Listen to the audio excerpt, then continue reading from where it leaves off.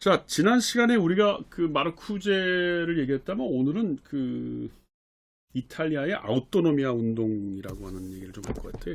이 아우토노미아라는 말은 사실은 그냥 아우토노미죠. 자율, 자율. 응?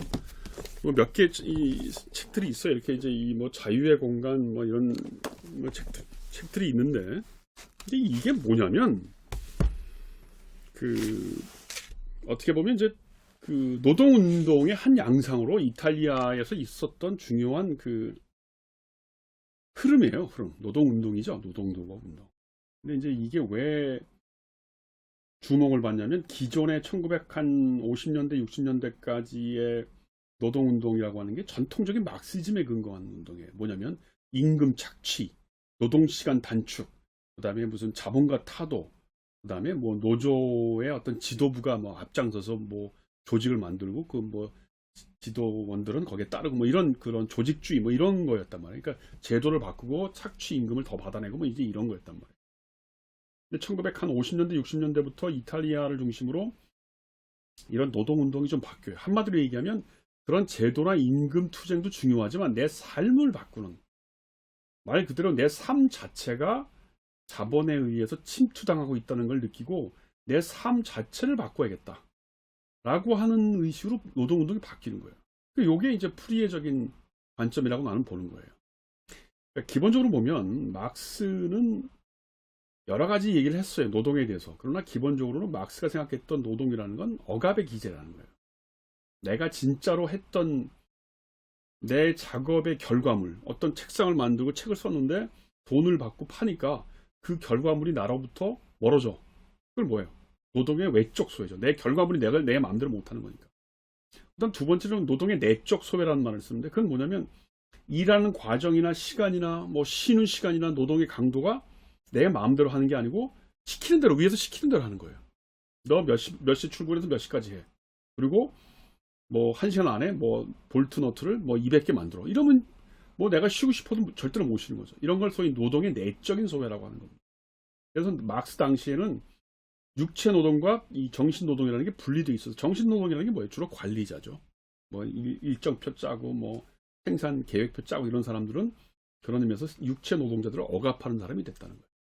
근데 이제 요즘 와서는 그런 육체 노동이라고 하는 것과 정신 노동의 분리가 별로 의미가 없고 또 노동이라는 게 반드시 무슨 이렇게 물건을 만들어내는 게 아니고 무슨 컴퓨터 게임 프로그램을 만들어내거나 아니면 무슨 유통 문제와 관련돼 있거나 이제 이런 문제와 관련돼 있다는 거예요. 그런 의미에서 보면 노동의 형태가 바뀌었다. 그러니까 소위 막시즘에 대한 도전이죠. 막스가 전통적으로 생각했던 노동에 대한 개념이 바뀌어야 된다는 거. 이제 그런 의미에서 막스는 워크를 얘기했다면 그 막 워크, 그 고난으로서 순한 고통스러운 일로서의 워크로부터 즐거운 노동으로서의 레이버 이런 표현을 써요 조금. 이 전환이라고 하는 게 진정한 의미에서의 노동운동이고 그게 유토피아로 가는 길이다 이거예요. 그렇게 따지고 보면 굉장히 그 후리에가 얘기했던 즐거운 노력, 노동, 이 놀이로서의 노동, 즐거운 노동, 매력적인 노동 그 개념과 비슷한 거 아니냐 저는 그렇게 생각하는 거죠. 자, 요 얘기를 좀 하려면 그 소위 이제 네글이라고 하는 사람의 정치 철학적인 입장을 좀 알아야 돼요. 왜냐하면 이 아우토노미아 운동이라고 하는 거는 그 이태리에서 시작된 노동조합 운동이지만 그 이론적인 배경을 낸 사람이 대표적인 사람이 이 마이클 이 네글이라고 안토니오 네글이라고 하는 사람입니다. 제가 파리 유학 시절에 그 집에 가서 제가 강의도 많이 듣고 네글이 강의도 많이 듣고 그 집에 가서 밥도 여러 번 얻어먹고 아주 좋은 아저씨였어요 저한테는. 선생이라기보다는 이 사람 대단한 사람이에요. 근데 사실은 자 네그리가 얘기하는 소위 이제 그 비물질적인 노동 그 다음에 그 실질적인 포섭 요 얘기를 좀 할 필요가 있는데 그 얘기를 하기 전에 이 70년대 소위 이제 1960년대 70년대 이탈리아에서 왜 이런 자율운동 아우토노미아 운동이라는 게 나타났냐를 이해하려면 1968년 프랑스에 있었던 68혁명의 의미를 좀 알아야 돼요. 이 68혁명이라는 게 왜 중요하냐면 요것도 나중에 제가 강의를 할 겁니다. 20세기 정치 철학을 할 때. 실제로 포스트 모던, 프랑스 포스트 모던의 정치 철학의 기반을 만들었던 현실적인 배경이 68혁명이라는 거예요. 그건 아시죠? 그런 어떤 현실적인 배경이 있다. 뭐 알투세, 후커, 부르드에, 락강, 들레즈 이런 사람들이 다 68세대라고 하는 겁니다. 68 사상이라고 하는 건데 어쨌든 내가 나중에 포스트 모던 프랑스 정치 철학을 얘기할 때 다시 하겠습니다만 6.8 운동을 주도했던 사람이 누구냐면 노동자가 아니에요. 방송국 PD, 학생, 교사, 소위 말해서 우리 식으로 얘기하면 먹고 살만한 중산층이 주도했던 게 6.8 혁명이라는 겁니다. 그럼 우리 사람들은 왜 파업을 주도하고 노동거부를 했는데 임금 착취가 아니에요. 먹고 살게 해달라는 게 아닙니다. 난 못 살겠다, 돈이 없으면 못 살겠다 이게 아니고 내가 하는 일이 너무 재미없다 이겁니다. 예를 들어서 방송국 PD나 학교 교사라는 게 우리도 그렇지만 프랑스에 굉장히 공부 많이 해야만 어렵게 들어가는 직업입니다. 우리 조교 선생도 나중에 신문사 기자 되고 싶다고 얘가 얼핏 얘기 들었는데 네. 그 기자 되려면 얼마나 공부 많이 하고 시험도 얼마나 어렵습니까? 근데 막상 기자가 돼서 하는 일이라는 게 맨날 경찰서에서 범죄자 취재하고 맨날 밖에 나가서 소주 마시고 집에도 못 들어가고 그 다음에 뭔가 열심히 써서 기사 올려놨더니 데스크에 있어서 안 된다고 뭐 기사도 안 써주고 이런 일이 몇 번 반복되고 나면 내가 이거 왜 했나 하는 생각이 든다. 바로 6.8 혁명을 주도했던 중산층 그런 방송국 PD, 기자, 교사들이 그런 생각을 했다는 거. 이건 뭘 얘기하냐면 노동, 그러니까 월크가 아니고 즐거운 노동을 해달라고 하는 요구한 사회혁명이에요. 그래서 그때 그 6.8 혁명의 그 정치적인 구호가 뭐냐면 욕망의 자유를 달라는 거예요. 굉장히 중요한 그 구호예요. 1789년 프랑스 대혁명의 구호는 뭐예요? 나에게 신체적인 자유를 달라는 거예요. 1848년 6월 폭동의 구호는 뭔지 아십니까? 그게 노동자 혁명이죠. 나에게 빵을 달라는 거였어요. 1968년 5월 혁명, 이 5월 혁명의 구호는 뭔지 아십니까? 나의 욕망의 자유를 달라는 거예요. 욕망의 자유라는 게 뭐예요? 내가 하고 싶은 대로 살고 싶은 대로 살 수 있게 노동뿐만 아니고 소비 생활도.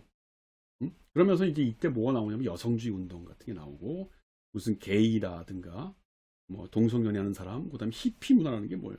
기본적으로 자본주의 문화라는 게 남성은 남성답게 막 이렇게 넥타이 매고 막 남성인 척하고 여자는 치마 입고 이쁜 척하고 막 이랬단 말이에요. 근데 그게 나를 지배한다는 생각이 든 거예요. 그래서 이때부터 여자들이 막 머리 짧게 자르고 막 남자처럼 바지 입고 남자들은 오히려 히피 문화라는 게 뭐예요? 남자가 머리를 기르고 막 결혼도 밖에 나가서 하고 결혼도 안 하고 동거 생활하고 그런 문화가 나왔다는 거예요. 나는 그것이 상당 부분 프레이가 얘기했던 그 새로운 성적인 해방, 노동의 해방과 연결된다고 보는 거예요. 조금만 더 구체적으로 보면 이 막시즘에서 생각하는 노동의 억압이라는 거에 가장 기본적인 게 뭐냐면 시간당 얼마 이렇게 월급 받는 거예요. 우리도 그렇잖아요. 한 달 월급 계약서를 쓰게 되면 아직 우리 조교 선생은 월급을 받아보지 않았을 테지만 월급을 계약을 써요. 연봉 얼마, 뭐 월급 얼마 이렇게. 이게 뭐냐면 시간당 얼마로 계산하는 거죠. 그래서 이렇게 올라간단 말이에요. 그러니까 막스의 생각은 기본적으로는 시간당 얼마라고 계산하는 그런 노동의 형태야말로 착취의 기본적인 생각이라는 겁니다. 근데 이 막스의 이런 노동 개념 혹은 노동의 착취에는 뭐가 문제가 없냐면 고려가 없냐면 질적인 것에 대한 고려가 별로 없는 거예요. 다시 말해서 내가 그 노동을 하면서 받는 스트레스, 또 내가 예를 들면 뭐 강의 준비를 하는데 내가 내 마음대로 이렇게 자유롭게 하느냐, 교수가.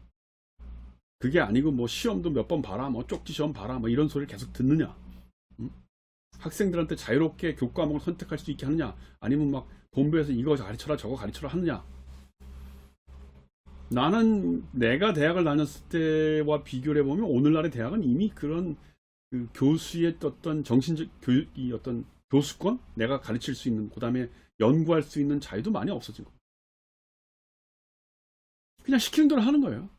마치 그 이유는 뭐예요? 교육부나 이런 학교 본부에서 교수들의 교육 내용을 그렇게 통제하는 이유는 뭔가 좀 더 생산적이고 효율적인 교육을 한다고 하는 그 이데올로기 아래서 그런 걸 지시하는 거 아닙니까?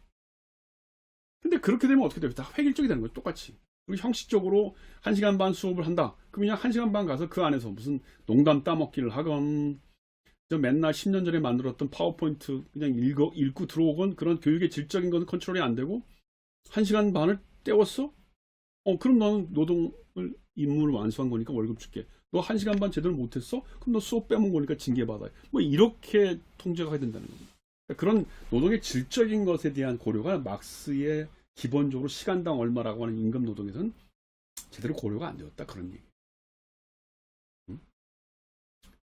이제 그러면서 막스는 뭐라고 했냐면 산노동과 죽은 노동이라는 말을 쓰긴 썼어요. 막스도. 오늘날의 시간당 얼마로 임금을 주는 건 죽은 노동인데 실제로 산노동, 진정한 의미의 노동이라고 하는 건 내가 하고 싶어도 막 열심히 일을 하고 시간이 얼마 되는지도 모르겠고 뭐 이런 거예요. 우리는 밤늦게 일하면 내가 좋아서 밤늦게 일해도 딱 뭐라고 그래요. 시간에 수당 주세요 이러죠. 그러니까 시간에 수당 주지 않으면 일을 안 해. 그러니까 그게 굉장히 합리적이고 법적으로 합리적인 법 행동 같지만 실제로 노동의 어떤 본질로 보면 이제 산노동은 다 없는 거죠. 모든 게 시간당 얼마로 계산하는 노동이 되니까 일을 재밌어서 하는 사람은 점점 없어지는 거예요. 나는 대학 교수의 직업이라고 하는 걸 내가 아는 게 이제 대학 교수, 내 노동이라는 게 지적인 노동밖에 없으니까. 진정한 의미에서 대학 교육은 시간당 얼마, 너 1시간 반 강의했어 안 했어? 이게 아니고 너 정말 질적으로 대한민국에서 이런 강의를 하는 건 처음이야. 정말 이건 감동적인 강의고 의미 있는 강의고 최초의 강의야. 뭐 이런 걸 만들어서 학생들한테 전달하겠다고 하는 그런 의욕을 불살르게 하고 그렇게 해서 뭐 밤새워 공부를 하고 새로운 내용을 가르치고 학생들에게 현실적으로 적용력이 높은 공부를 가르치는 것이 그게 진정한 의미의 대학 교수의 역할이라고 생각을 한단 말이에요. 나는 여태까지 그렇게 살아왔는데 요즘 보면 그런데 회의가 들어. 그 다음에 이제 소위 실질적 포섭과 형식적 포섭이라는 얘기가 나오는데 이것도 사실은 표현은 막스가 쓴 거지만 네그리가 훨씬 더 자세하게 그거를 우리 사회에 적용하는 거예요. 형식적인 포섭이라는 게 뭐냐면 예를 들어서 농촌 사회에 있다가 산업사회에 들어오면 사람들이 이렇게 마차 타고 다니다가 자동차를 타고 다닌단 말이에요. 그러니까 생활 양식이 바뀌었죠. 자동차를 탄다고 하는 것은 적어도 1950년대, 60년대 이후로 전 세계가 다 비슷해요. 그러면서 형식적으로 비슷한 세계를 살아요. 그런데 예를 들면 미국에서 만들었던 포드 자동차나 한국에서 만들었던 포니 현대 자동차는 무슨 볼트 너트 사이즈가 다르고 뭐 그래서 고장이 나면 서로 교환이 안 돼요. 그러니까 뭐냐면 그런 아주 구체적인 내용에 대해서는 아직도 좀 다른 거. 그런데 1990년대가 되면 신자유주의가 되면서 세계화가 돼요. 그러면서 어떻게 되냐면 컴퓨터라이징 사업이 생산 공정이 컴퓨터라이징 되고 소프트웨어가 중요한 생산 공정이 된단 말이에요. 그러면 어떻게 되냐면 모든 나라가 다 마이크로소프트가 썼던 윈도우 체제를 가지고 글을 쓰고 생산해서 뭘 조정을 하고 그런단 말이에요. 그러니까 그거는 미국에서 쓰나 한국에서 쓰나 똑같아요. 실제로 디즈니가 만드는 만화 영화의 3분의 1은 한국 사람들이 그린대요. 하청으로. 그래서 메이드 인 디즈니랜드가 되는 거예요. 그건 뭐예요? 실질적으로 포섭이 된 거예요. 뭐냐면 생산 공정 과정도 완전히 똑같고 그 다음에 그 뭐 볼트너트로 대변되는 어떤 생산의 부품도 비슷하고 심지어는 먹고 마시는 노는 것도 비슷해요.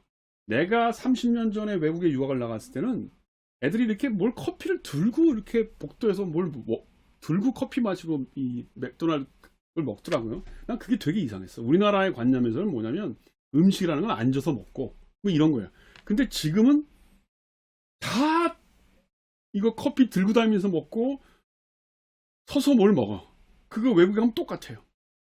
그게 바로 실질적인 포섭이에요. 내 삶의 패턴까지. 그러니까 노동이 공장에서 끝나는 게 아니고 내 소비 생활과 일상 생활까지 다 연결되어 있는 거예요. 자본의 힘이라는 게. 그래서 공정도 비슷해지고 뭐 생각하는 삶의 패턴도 비슷해지고 놀이문화도 비슷해지는 이런 걸 뭐라고 그러냐면 실질적인 포섭이라고 해요. 소위 막 이 네그리가 썼던 책 중에 제국이라는 책이 있어요. 제국이 뭐예요? 로마 제국, 몽고 제국 그런 거 아니에요. 그건 뭐예요? 과거의 제국이 영토적인 개념이죠. 그 다음에 우리가 무슨 대영 제국 그랬어요. 대영 제국은 뭐예요? 약간 경제적인 관점이에요. 18세기 후반에 만들어진. 근데 20세기 후반에 들어와서 네그리가 보기엔 이런 노동의 제국이 만들어졌다는 거예요.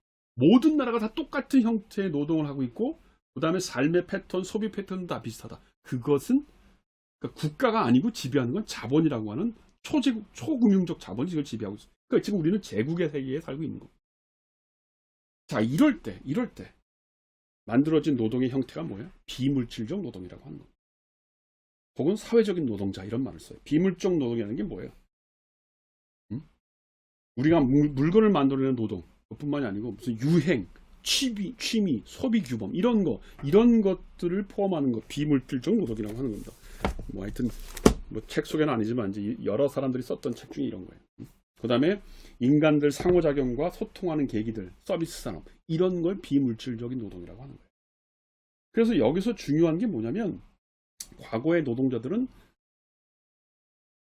9 to 5로 공장에 가서 육체 노동을 하고 그 육체에 대한 어떤 억압과 스트레스를 받고 또 물건에 대한 어떤 소외 이런 걸 임금의 차별을 받았다면, 이제는 그런 식의 시대가 아니라는 거예요. 예를 들면 연예인이나 야구선수 같은 예를 들어요, 네그리가. 그래서 이제 사회적인 노동자라고 하는 거예요. 이 사람들이 만들어내는 물건이 뭐가 있어요? 연예인이나 야구선수가 만들어내는 생산품이 뭐가 있냐? 그렇지만 그 사람들은 대단한 사회적인 영향을 미치고 있단 말이에요. 우리나라에서도, 특히 부산에서 더 그렇고요. 그러니까 이게 뭐냐면, 사회적인 네트워크 안에서 뭔가 실물적인 것은 아니지만 사회적인 네트워크 안에서 뭔가 가치가 만들어진다. 그게 바로 비물질적 노동이라고 합니다. 자, 그런 사회에서 이제 이게 소위 네그리가 생각하는 오늘 현대 자본주의 새로운 형태의 모습이에요. 자, 그런 상태 안에서 어떻게 하면 진정한 의미에서의, 또 이제 이 사람들 얘기는 커뮤니즘이죠. 커뮤니를 만들냐, 노동자를 위한 세상을 만들겠냐, 그건 뭐냐면 새로운 삶을 추구한다는 거예요. 노동자, 공장이 만들어낸, 혹은 자본주의가 만들어낸 시간, 아침부터 몇 시까지 뭐 하고 이런 거 말고, 어떤 노동자 자신 스스로가 시간을 만들어내고 공간을 만들어내고 가치를 만들어내는, 이런 것이 진정한 의미에서의 유토피아고, 그게 공산사회지, 뭐 그냥 임금 착취로부터 억압 없는 세상, 이런 생각은 굉장히 19세기이고 20세기 초반적인 생각이라는 겁니다. 이제 거기에 바로 이 인간의 욕망이나 감정이라는 게 중요한 거예요. 자기를 가치화한다는 게 바로 그런 겁니다. 내가 하고 싶은 일을 한다, 이제 이런 겁니다. 그래서 실질적으로 아우토노미아 운동이라는 게 1970년대부터 이탈리아에서 굉장히 그 활성화된 운동 방식인데, 구체적으로 몇 가지 예를 들어보면, 이 무주택자 조직위원회라는 걸 만들어 가지고 임차인 조합을 만든 거예요. 그래서 보통 우리는 이제 아파트 뭐 월세 얼마, 전세 얼마 이렇게 주인이 뭐 결정하잖아요. 이거를 이 무주택자 조직위원회가 나서서 우리가 낼 수 있는 값은 이 정도다, 이거 받아라, 이라고 먼저 제안을 하는 거예요. 그 다음에 무슨 무허가 건물, 그러니까 빈 건물 같은 데가 있었대요. 거기에 들어가서 소위 무주택자들이 들어가서 사는 거예요. 그리고 혼자 사는 게 아니고 막 떼거리 한 30명씩 50명씩 들어가서 살고, 같이 공동 취사하고 같이 밥 먹고 이런 걸 했다는 겁니다. 응? 그러니까 소위 집합적인 생활 방식을 만들어낸 거죠. 그 다음에 무슨 소비에서도 버스 운행이나 이런 거, 생필품 가격 이런 거를 내리기 운동을 하면서, 응? 뭐 그 소위 삶의 패턴을, 노동자 공동체를 만들었고, 학교 얘기가 중요해요. 시험 폐지. 내가 맨날 얘기하는 게 이겁니다. 시험 폐지하고 교육에서의 계급 편견 폐지하고 지역 공동체를 위한 학교를 만들어라. 노동자를 위한 학교를 만드는 거죠. 나는 지금 한국 사회가 적어도 이 학교와 관련돼서는 자율운동을 좀 할 필요가 있는 것 같아요. 특히 대학생들이. 아니 왜 토플 시험 없으면 장학금 못 받아요? 뭐 이런 운동. 그 다음에 회사한테는 왜 우리가 성적을 다 제출해야 돼요? 당신네들 내가 성적 정치사상에서 A+ 받은 거하고 당신네 은행 들어가서 돈 세는 거하고 무슨 상관이에요? 난 안 내겠어. 개인정보사 안 내겠어. 뭐 이런 운동을 할 수도 있고, 또 대학에서도 요즘 국민학교 애들 예전에 수미안가 매겼는데 안 매긴단 말이에요. 그것처럼 대학도 그냥 패스 올 페일로 하면 안 되겠느냐? 그리고 그 개인정보니까 저기 공개하지 마라. 뭐 여러 가지 그 학교에 대한 자율운동도 할 수 있을 것 같아요. 왜냐면 학생들이 너무 지쳐있어요. 하고 싶지 않은 건 하지 않겠다, 나 하고 싶지 않은 공부 안 하겠다. 뭐 이런, 좀 너무 과격합니까? 내가 학생들 무슨 선동할 것 같아서 좀 조심스러운데, 한국 사회가 지금 내가 보기엔 이런 자율운동이 필요하다는 겁니다. 그 다음에 무료건강센터, 무슨 붉은 건강센터 그래가지고 무슨 무료건강센터 만들고, 그 다음에 무슨 대학생들과 노동자들이 함께 모여가지고 노동자 계급 문화를 만들어내는 교과목, 이런 학교 운동을 한 거예요. 그 다음에 자유라디오 운동이라는 게 뭐예요? 이 청년들이 요즘 식으로 얘기하면 유튜브 방송이 있죠. 그렇지만 벌써 1970년대니까 새로운 뭐 유튜브가 없으니까 자유라디오를 만들어가지고, 예를 들어서 무슨 언더그라운드 음악 방송, 그 다음에 무슨 그 새로운 형태의 어떤 예술 운동, 이런 것들을 막 선전하고, 그 다음에 길거리에서 뭐 옷도 이상하게 입고, 뭐 마임 이렇게 분장하고 마임도 막 하고. 유럽에 가면, 프랑스나 이탈리아에 가면 마임 하는 사람들이 많아요. 이렇게 쫙 옷도 입고 뭐 이렇게 하는 게, 그 원래 시작이 관광객들한테 돈 몇 푼 받자고 한 게 아니고, 기존의 문화라는 게 너무 자본주의 문화라는 거예요. 그게 반대하기 위해서 혹은 노동자 자체의 문화 혹은 나의 개인적인 삶의 문화를 보이고 저항한다는 의미에서 그런 마임의 길거리 음악, 길거리 마임 이런 게 형성됐다는 겁니다. 그게 소위 이탈리아에서 시작됐던 자율주의 운동, 아우토노미아의 굉장히 중요한 의미죠. 그래서 뭐냐면 우리 삶은 우리가 통제하자. 뭐 월급 받고 아침부터 일어나서 일을 하고 이런 거 그냥 내 삶은 내가 충족한다. 그리고 우리의 욕망은 내가 안다. 그러니까 내 욕망은 내가 스스로 통제하겠다. 그런 의미의 그 아우토노미아. 특히 이제 여기서 여성운동이라는 게 굉장히 중요한데 뭐냐면 자녀 유급 휴가 이런 거 요구하고 그다음에 그 전까지는 남녀 평등의 차원에서 임금 투쟁을 많이 했어요, 여자들. 근데 그게 아니고 남자와 여자는 다르다. 여자가 10시간 일하고 남자도 10시간 일하면 우리 돈 더 많이 달라. 그다음에 공장에 안 나가는 가정주부들 가사 노동에 대해서 임금 달라. 이런 운동을 한 게 바로 이런 자율주의 모험이라는 겁니다. 그래서 이 이제 뭐 굉장히 책이 많은데 이 디오니소스 노동이라고 하는 책의 24쪽에 보면 산노동이라고 하는 것은 분업을 가로지는 시간 속에서 자본주의적 노동이라는 과목들과 그것의 임금관계에 안팎해서 노동 영역과 비노동 영역의 모두에서 삶을 생산하며 사회를 구성한다. 이게 바로 디오니소스 노동. 그러니까 우리는 여태까지 임금, 자본주의 이것만 너무 생각했는데 내 일상 전체를 디오니소스적으로 바꾸자는 겁니다. 그래서 이 디오니소스라는 게 별로 전 좋아하는 책은 아닌데 이 프랑스의 사회학자 마페솔리가 썼던 이 디오니소스라는 것도 뭐냐면 우리 사회가 여태까지 너무 지나치게 도덕, 의무, 그다음 이성, 그리고 프로메테우스적인 거죠. 뭔가 물건을 만들고 문명을 만드는 이런 쪽에서만 이 강조를 해서 오히려 세상이 좀 이상해지고 있다. 그러니까 오히려 그런 광란, 축제, 에로스 이런 걸 통해서 사회가 통합되는 것이다. 이런 얘기를 해주는 겁니다. 자, 시간이 좀 갔지만 마지막으로 잠깐만 얘기를 하려고 한다면 이 소위 이제 그 프레이가 썼던 그 산업적 협동 체제라고 하는 책에 보면 이렇게 집을 어떻게 만들고 무슨 신장로를 어떻게 만들고 기숙사를 어떻게 만들고 하는 건축 구조물에 대한 얘기가 나와요. 이 책의 이 근대주적 공간의 탄생에 보면 여기 보면 팔랑스테르를 기본으로 해가지고 여러 그 프리에주의자들 그러니까 소위 이제 후배들 혹은 이 제자들이 실제로 그런 건축물 훈련을 지으려고 많이 했다는 겁니다. 여기 이 책의 374페이지에 보면 팔레스테르, 그러니까 팔랑스테르가 아니고 파밀리에스테르를 실제로 돈을 모아서 지으려고 했다는 거야. 그게 오늘날의 일종의 그 대단히 아파트 단지 같은 게 있었다는 거예요. 그래서 사실은 이 프리에의 이런 그 협동 체제의 삶의 공간은 이런 건축에서도 굉장히 많이 응용이 되고 뭐 책 선정 같아서 미안하지만 이 베냐민의 아케이드 프로젝트라는 것도 이게 20세기 초반에 베냐민이라는 독일의 이 철학자가 파리에 와서 이렇게 파리의 시내 공간이 변해가는 걸 본 거예요. 그러면서 이제 아케이드라는 게 우리 익숙하죠. 이 도시 건축에서 이렇게 물건 팔고 쇼핑몰이 생기는 걸 보면서 어떻게 이 사회가 바뀌어지고 있는가를 철학적인 단상을 모아놓은 책인데 나는 그런 것들이 요즘 건축학에서 이런 책들 권력과 욕망을 말한다 건축 이런 거에 반영이 됐다고 보는 겁니다. 자, 그래서 마무리하자면 이 프레이의 논의가 상당히 유토피아적이고 공상적인 냄새가 없지는 않으나 그 안에서 성적인 에로스를 끌어내서 뭔가 균형을 맞추자든가 아니면 노동의 어떤 산노동을 만들어서 디오니소적인 노동을 만들든가 아니면 건축에 있어서 새로운 형태의 어떤 구성주의적인 보통 그런 사회주의적인 건축, 구성주의적 건축 그래요. 그러니까 보면 1930년대 소련을 중심으로 이루어졌던 건축의 그 구조를 보면 빨래터나 화장실을 이렇게 가운데 아파트인데도 가운데 공동시설을 만들어놔요. 그러니까 일부러 사람들을 모이게 하는 거죠. 부엌과 빨래터와 화장실을 공동으로 쓴다고 하면 사람들은 개인화되지 않아요. 근데 오늘날의 아파트를 보세요. 이게 다 개인화돼 있잖아요. 옆집에 누가 죽었는지도 모르고. 그러니까 그런 의미에서 보면 프리에가 생각했던 그런 공동생활의 공간 구조라고 하는 것도 대단히 중요한 그 함의를 받고 있는 겁니다. 그래서 오늘날 이 사회가 한국 사회가 이런 프리의 사상을 어떻게 계승하고 응용할지를 한번 우리가 고민해보는 기회가 됐으면 좋겠습니다. 오늘 여기까지 하겠습니다.